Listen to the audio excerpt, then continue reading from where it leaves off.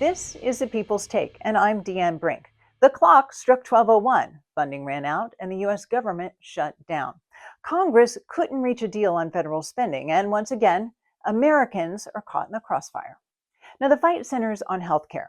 Democrats say they won't support a budget that cuts Medicaid or rolls back Affordable Care Act subsidies. They argue millions would lose coverage and premiums would spike. Republicans say those demands don't belong in a spending bill. They want to pass a clean resolution first and then debate subsidies later. And while both parties are pointing fingers and playing the blame game, we wanted to know what you all think. We asked Haystack News viewers, if there's a government shutdown, who deserves the most blame? No single villain here. Democrats in Congress drew the most blame at 32.9%, but the president was close behind at 30%. Now, Republicans in Congress landed third, and more than 1 in 10 said everyone is at fault. But it's a mixed bag. Although more viewers blame congressional Democrats, if you combine the votes, more overall went toward GOP leadership.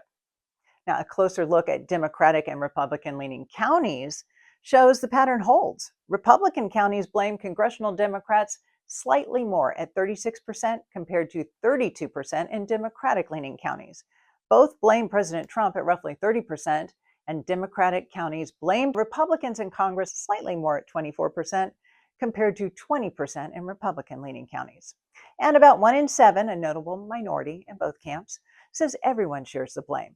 Now, President Trump has issued a stark warning that a shutdown could trigger irreversible cuts, and agencies have been told to prepare layoff plans. We can cut large numbers of people. We don't want to do that, but we don't want fraud, waste, and abuse. Democrats call that reckless. Who wants the shutdown? There's no better proof than the fact that Speaker Johnson sent everybody home this week, ensuring a shutdown no matter what. But beyond politics, the impact is real. Hundreds of thousands of federal workers are furloughed without pay. Museums and parks shut down. Families lose key services and travel slows. And now the question isn't who's to blame, it's how will Congress move forward. I'm Deanne Brink, and this has been The People's Take, where your voice drives the story.